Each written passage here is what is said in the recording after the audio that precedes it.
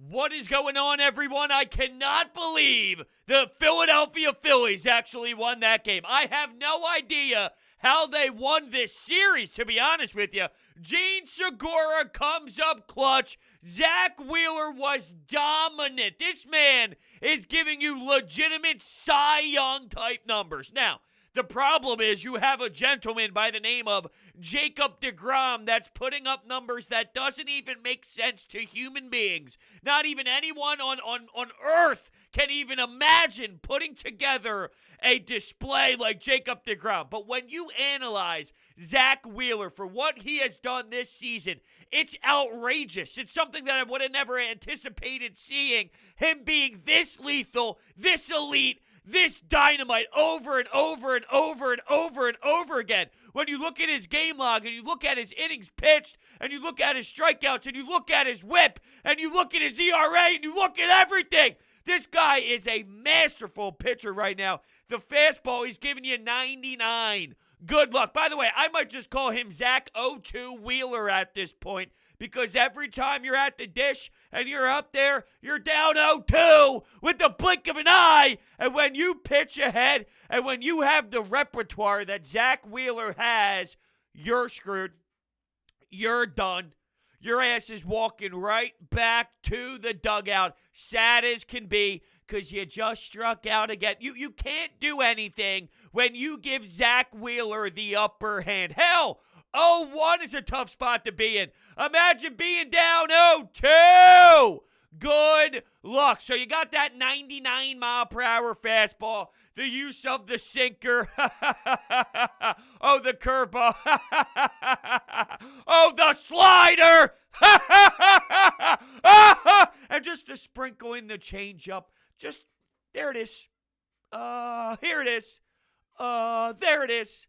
Oh, there it is. Just once in a blue moon, you'll see that change up. Very rarely, but it will pop its head. So the curveball dropping on you, the slider was magnificent. You are guessing. And when you're guessing, you're going to have a tough day. The strikeout he had to Freddie Freeman was probably my favorite. There were so many good ones. But when I think about it, when I watched him perform today, I think that strikeout to Freddie Freeman was the one that tickled my fancy the most. And the use of the slider was just perfection, in my opinion, where I loved it. I loved every single damn second of it. 12 Ks in 8 innings. Oh, by the way, take a wild guess how many walks he had as well. Zero. The command right now is elite. And when the Phillies signed Zack Wheeler, I was super stoked. I thought it was a good signing. There's no way that you would think he would become this. Now, he had issues in New York. He was battling injuries. He was never able to really be that full force that you thought was in there. I mean, everyone analyzed Zack Wheeler as a player that had an awesome skill set, but he could not stay healthy. So the Mets somewhat gave up on him. We're done with this. We're done with this. We're not going to continue to do this. There were a lot of lingering issues. All right. Well, guess what? He has earned every single damn penny since coming to Philadelphia. Now, I heard an interesting point when it comes to this whole Aaron Nola debacle, this whole Aaron Nola compared to Zack Wheeler, who's your ace, who's not our ace. Aaron Nola is not paid to be an ace. Now, he's been placed in the number one role in this rotation over the last X amount of years, and he started on opening day just like year after year after year, just thrown into that mix. But he's not paid to be an elite ace. Zack Wheeler is getting paid in the $20 million range for a reason, and he has delivered. I know that there was so much involved here in this game. It came down to the wire after it was a pitching duel between him and Ian Anderson basically all game long until about that 8th inning where the Phillies were able to slip in a run, and then they lost it. So there was a lot of drama that happened late, and we're going to get to it all. But Zack Wheeler deserves the handful of minutes in the beginning to just appreciate what he has done. And if you don't appreciate the repertoire that he's pitching with right now, shame on you. Watch it. Watch the fastball. Watch the sinker. Watch the slider. Literally stare at it every time, because it's a dominating effort when he's on that bump. And There's nothing like it. There's nothing like it when you have hitters and a good lineup, too. Now, this Braves team is a mess.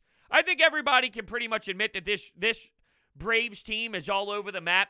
You can't lose these 2 games. These 2 games, the Phillies did not deserve to win. They realistically, if we're just analyzing the play, now Zack Wheeler held you in this. Imagine if Zack Wheeler wasn't going, and let's say the Braves get 2 or 3 runs early. You're pretty much done. You're pretty much screwed. Let's apply Aaron Nola's first inning ERA, which is basically 7, into the equation here, and you're down 3 runs early. You're done. So Zack Wheeler stole you this game.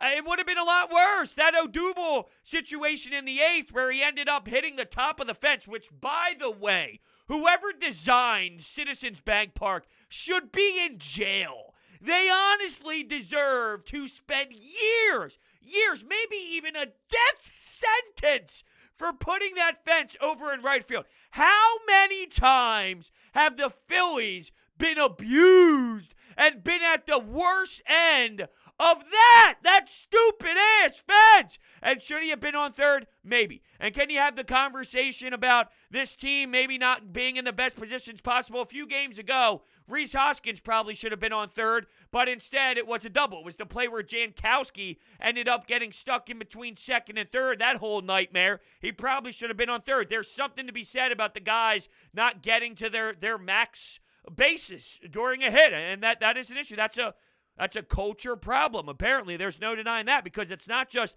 Segura, it's not just Rhys Hoskins, it's not just Odubel Herrera. It's basically the whole damn team. So there has to be a reason why that's happening when it comes to the leadership side of things. But who knows if that scenario would have even popped as much as it did if Zack Wheeler didn't pitch you a gem. So as I alluded to, it was a battle between both of them. Ian Anderson went 7 innings, 4 hits, 0 earned runs, 1 walk, 4 strikeouts, while Wheeler went 8. There was some frustration with Joe Girardi for not keeping Zack Wheeler in when the game was 1-0.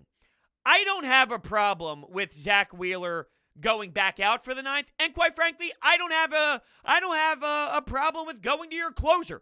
You have closers for a reason. There is a reason why there is someone designated in a close game to get the nod, and they go out on the bump, and they get the final 3 outs. That's someone's job. You pay them to do that. Now, Hector Neris isn't the greatest closer in the world. I also don't think he's the worst, as some might make it seem, just because they're sick and tired of Hector Neris. I get the frustration with it. It does seem like there's a fatigue factor of Hector Neris. In terms of production, there's a lot worse. There's a lot better. There's a lot worse as well, and he did not have it on this given day. The Freddie Freeman home run on a full count, it can't happen. Also, though, you can make the argument that Odubel Herrera should have been able to catch that ball, and it was a misplay. It was a missed jump. It's not a routine play, though, so it's not as simple as a blooper in center field or a little issue that happened out in left field, whatever. I mean, it's not as simple as that. So I'm not going to just crush Odubel insanely. It wasn't the easiest play to make in the world, but he did misplay that moment that he probably could have been sharper at. I'm okay with Joe Girardi going to Hector. I honestly have no problems at all. I don't see why it's an issue to go to your closer. Zack Wheeler had 105 pitches. I could support either or. Either logic makes sense to me. Your manager goes to your closer in a 1-run game? Okay, that's fine. That's not flawed. Zack Wheeler going in to finish out an excellent job? Not flawed either. It's not flawed. Neither of them are flawed. Luckily, though, the Phillies closed it out in a wild, emotional way. But I'll tell you what I do have a problem with Joe Girardi. First off, now the problem is I don't know who makes the decision. Who's setting the lineup? Simple answer is, well, the manager. Well, it's 2021. We don't really know if the front office is handing down that lineup card or not, who's making that final decision. JT Realmuto not being in the lineup is a flat-out disgrace. You're off Monday, you're off Friday. Don't tell me that, well, because it was a day game after a night game, we're not playing JT. You're off Friday, you were off Monday. You have 3 games this week. Stop it! That's an embarrassment. So Andrew Knapp's on the in the lineup. Now, we've heard this story many times so far this season. Do pitchers prefer Andrew Knapp calling the game over JT Realmuto? And there's been plenty of times where I said there's no way. There's no way. Now, we've had the argument about Hector Neris utilizing his fastball instead of using a splitter. Now, in a full count, that's a different situation to Freddie Freeman. I'm just talking about in games past, we've been screaming about, well, why would you go fastball there when you got 2 strikes, your splitter's been effective? That's been a narrative before, and it would be JT behind the dish calling the play. And, it's been a reasonable question. Now I'm hearing people who have sources inside the Phillies organization and know people who cover the Phillies, and maybe there's some noise surrounding the way Knapp calls the game over JT. That's a fucking problem. All right, that's a fucking problem. If your $100+ million best catcher in baseball is now at the point where Zack Wheeler, Zach Eflin, these guys are preferring the 167 hitter, the backup catcher when it comes to calling a game. There's something behind that is really confusing to me. It's very bizarre, and quite frankly, it upsets me. There's no way that Zack JT Realmuto is not in your lineup today. It's a disgrace. You spent that money to have him be available for it. You're off Monday and Friday. Can we please get on the same page here? It's not that difficult to understand. So this is why that factors in. Because in that 10th inning, the 10th inning, when the Phillies lost the lead, it was tied actually, but technically the other team took the lead. Marchand is behind the plate. There was a wild pitch, and there was a pass ball. Now, because the runner's on second base, that's how you start your extra innings, the Atlanta Braves took the lead without recording a single hit. Pass ball, wild pitch, ugly play. Why is Marchand in the game? Well, you had to pinch run Jankowski earlier, so you don't have Knapp in the game anymore. You didn't even play JT Realmuto. You're pinch running. Here's Jankowski, the fool who made a monster mistake just games ago. A massive, huge mistake to cost you a game earlier on, and yet you're putting him back into the action, and now Marchand's behind the plate, missing balls that a catcher has to make. Marchand should have never, ever been out on the field in that moment. It was just terrible. It was a horrendous way to utilize the catcher position today. It was a horrible way with pinch running, this and that. I don't know what the hell Joe Girardi was thinking. And if you've been listening for a while, you understand where I'm at with this Joe Girardi thing. I have not been as extreme as others, but it's bonkers the way that the catcher position was used today. It should have never happened. It should have never been in that moment whatsoever. Then you get stuck out there with Jose Alvarado, who's lost. His command is wild. It's all over the place. It's ridiculous. By the way, I got the TVs going on here in the studio as I'm recording. Looks like the Milwaukee Bucks they're up 32-20 here in Milwaukee in this series. That's 2-0 Brooklyn right now. Pretty fascinating. They came out of the gun really firing, so we'll see how that continues. I know I just got a little sidetracked, but I can see it at the corner of my eye. So there's a bit of me that's staring at the camera and then doing a little left look here with my eyeball so I can keep my eyes on what's happening here in the NBA playoffs. But yeah, Marchand, that was just egregious. I don't understand what the thinking was behind the decisions for him to even be put in place. It's sort of like there were 4 or 5 problems that all led up to that and eventually was, an issue for it.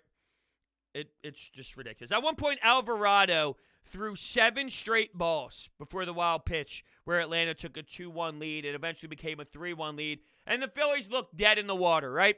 Until Alec Bohm gets an RBI single. Nice piece of hitting.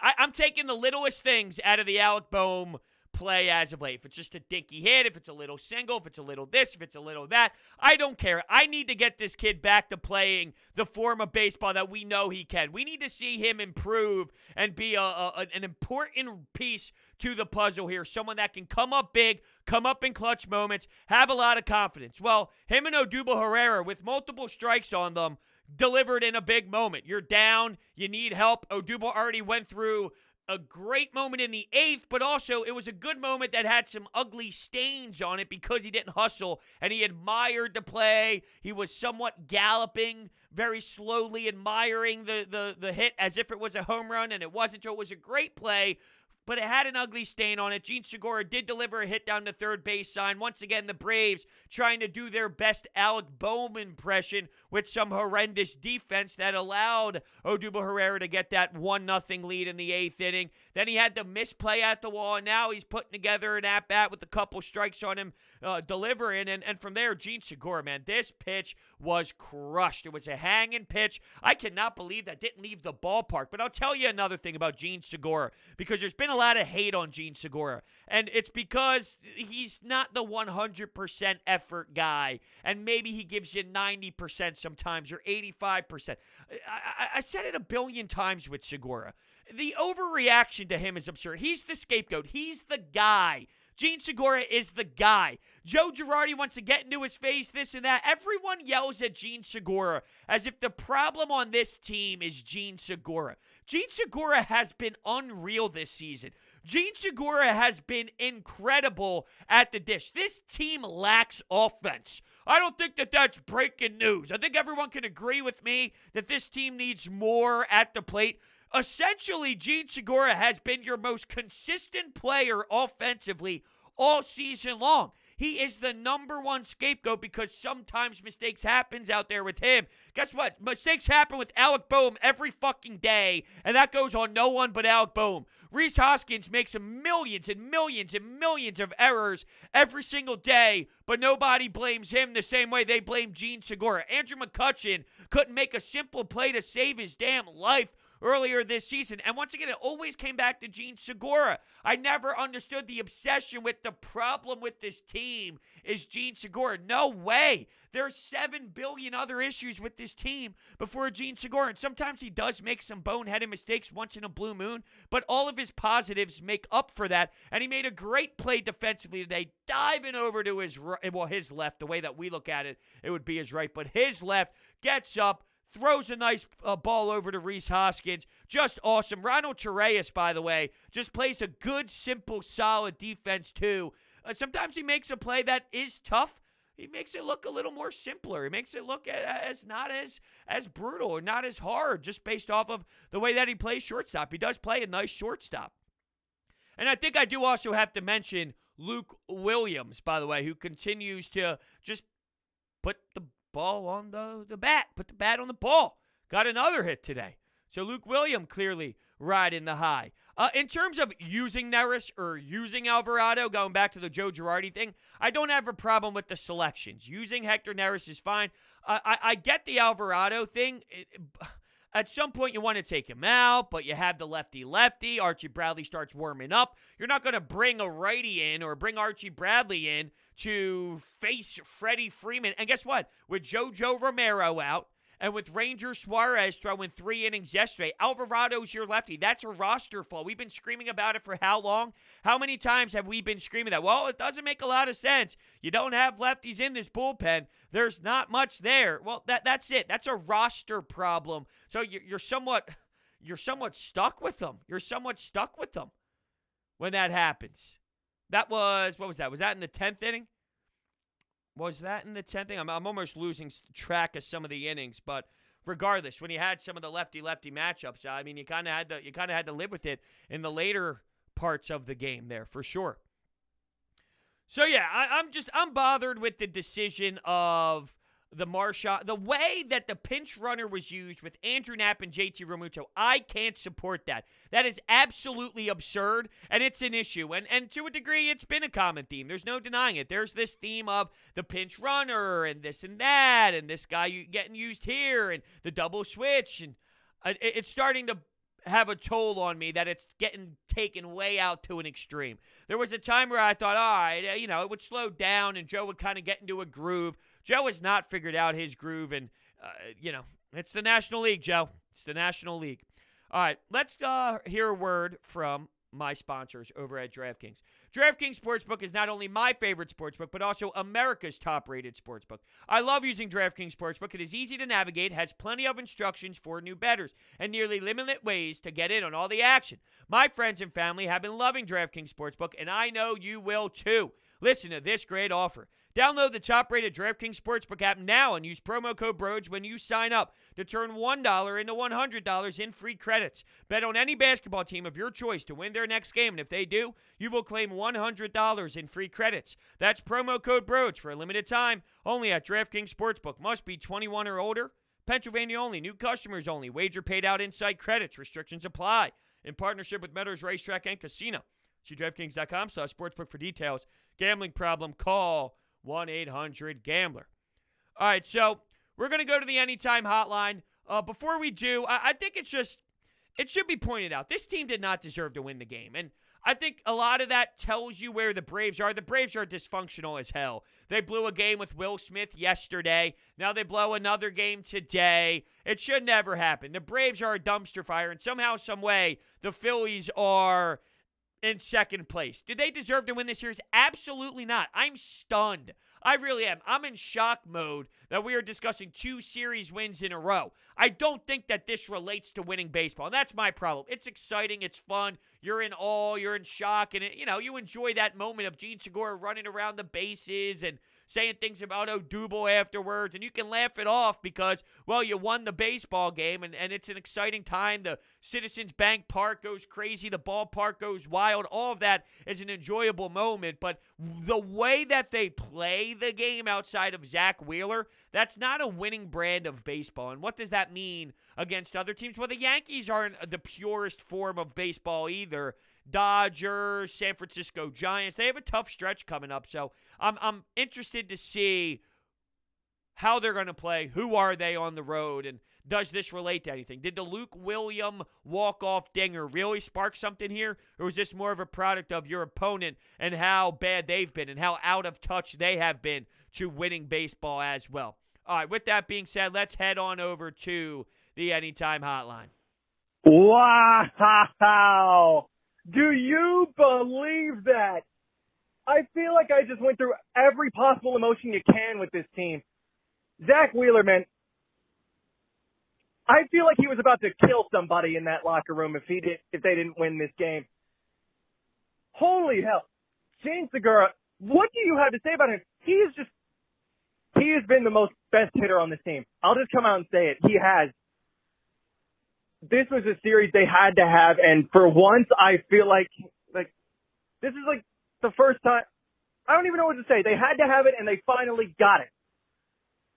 That's true. That's true. I think that's very true. By the way, I see the chat going. People are asking if I know I'm live. Yes, I know I'm live. I've kind of been doing some of my podcasts live on YouTube instead of recording it and then doing it in post-production and things of that nature. So I do know that I am live. I'm kind of rocking it live. I'm trying some things out here and there. That's all. But yes, when you think about Jean Segura, it's something I was saying as well. Everyone wants to rip him. He's the scapegoat. When things go bad, oh, well, his work ethic is poor and he's got a bad attitude and him and Joe Girardi don't like one another and they were screaming in the dugout and this and that. He's always the scapegoat for some reason. I'm telling you, he's not the worst player in the world. He's not the reason why you lose a bunch of baseball games. If you said, the way I said it was, if Jean Segura was on the Dodgers, are they still going to the World Series? Yes. If he was on the Giants, if he was on the Padres, if he was on any of these other teams, is he still hitting the way that he's hitting?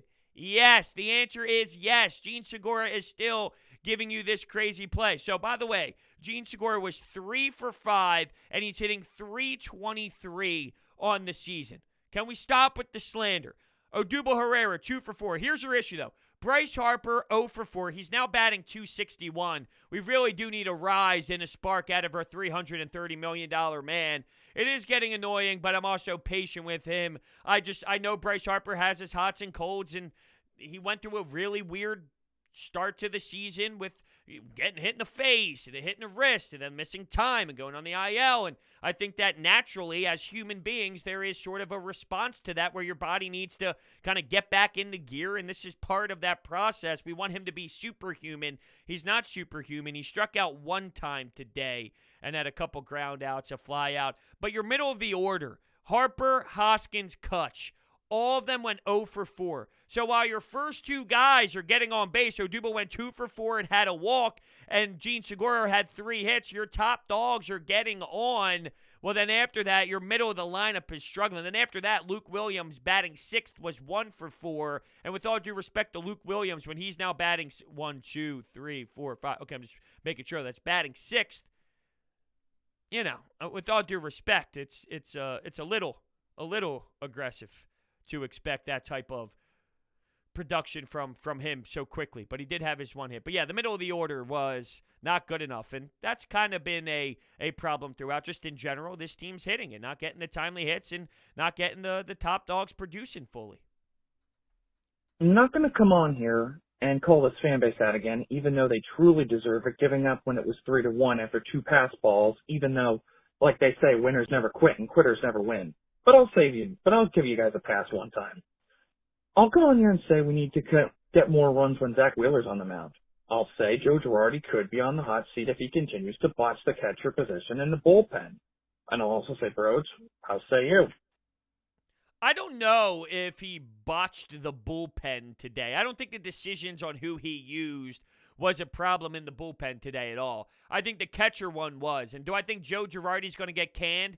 I think that would be the wrong move. And I said this before. If you think about Gabe Kapler, Matt Klentak, and Andy McPhail, Andy McPhail is technically an experienced guy in this league. That's one, but he's so outdated. But those 3 guys looked a mess, right? The team was all out of whack. Then you replace them with Dave Dombrowski, who was a winner. Old school guy, but he's won as of late and won more recently and has been more involved with winning baseball in this new era. So I give him the nod. And Joe Girardi, who knows a ton about the sport. And when they look just as foolish as the past regime does, there's got to be another way to look at this. It's not as simple as, well, now let's get another manager in here and the same issues all start happening again. Like, at what point is it we're going too extreme with this, we're going too far with this, and there's more problems internally that we need to recognize and start really pulling some teeth to figure out the drama. In terms of, I'm not going to call the fan base out again, I have a serious question. Do you just sit there every time this Phillies team is down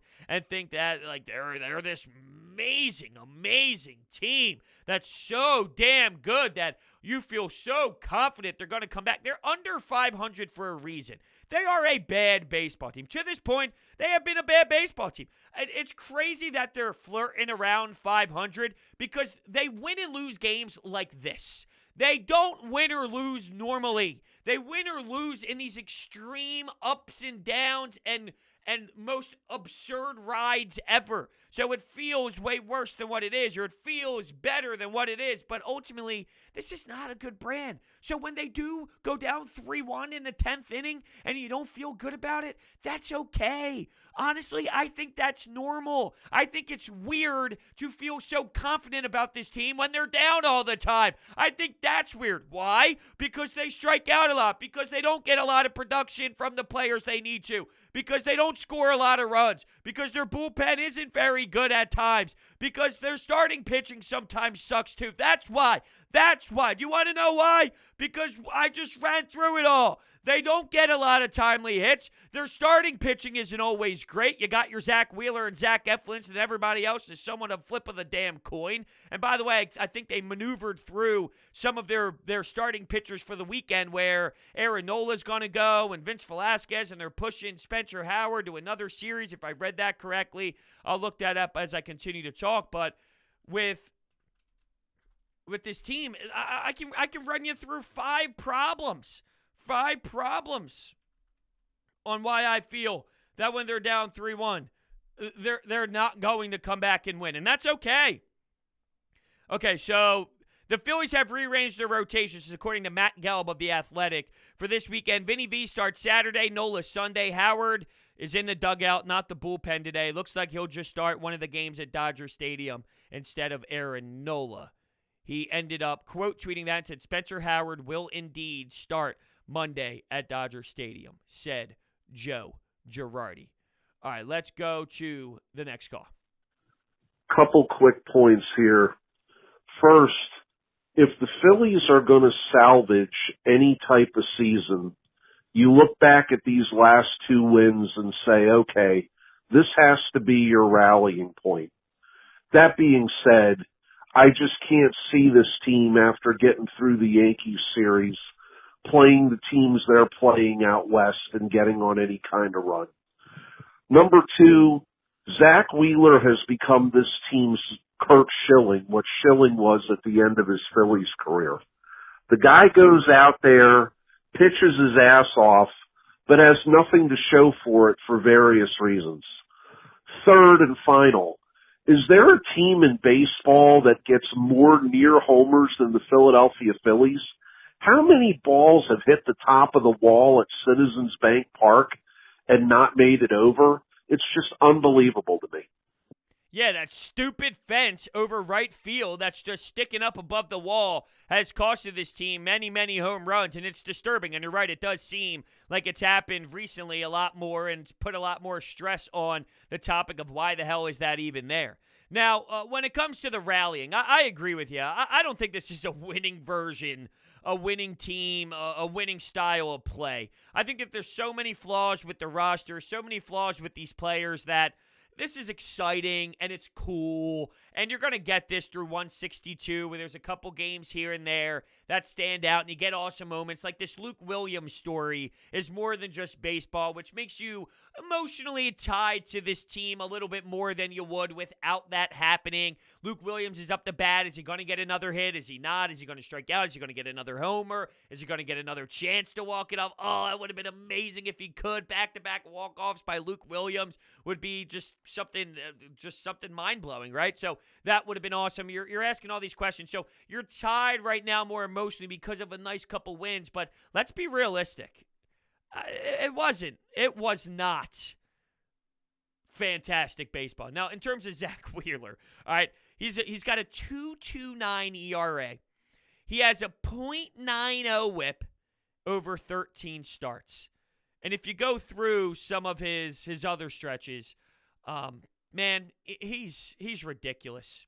He's ridiculous. I want to see if I can, I saw a bunch of information about where he was over his last 7 starts.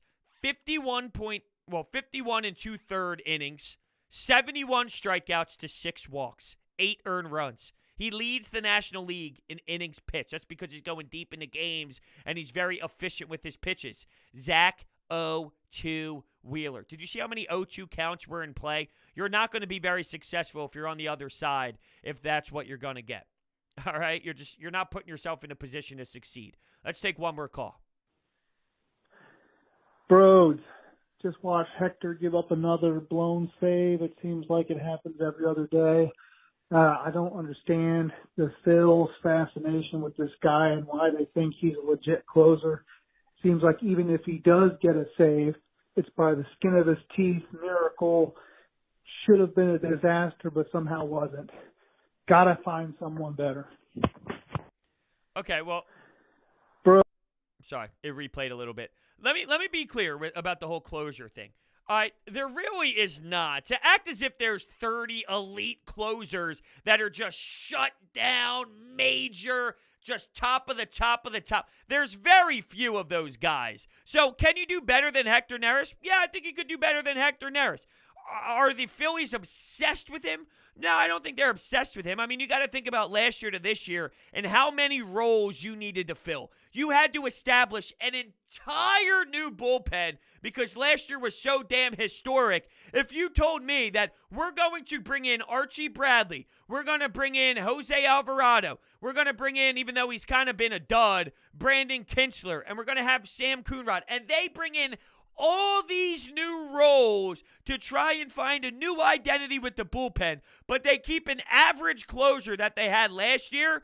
I'm okay with that. Like, that's not that big of a deal. I think I think people are just tired of Hector Neris. They want something new. But in terms of production, there's not 7,000 elite closers available, and the Phillies are just deciding not to look in that area whatsoever. You had so much to do this offseason. You can't fulfill every single need with the snap of your finger. So if you told me going from last year to this year, we're going to attack the whole bullpen, everyone but Hector Neris, I'm satisfied with that. It's not as bad as people make it out to be. It's not great. It's not the greatest ever. It's also not as bad as people make it out to be. And I'll end with this on the Hector Neris thing, because a few days ago I saw Corey Seidman throw out a tweet, and I actually quote tweeted it because Jeff Mosher, who is an Eagles insider and co-host of Inside the Birds podcast, does an amazing job with Adam Kaplan. He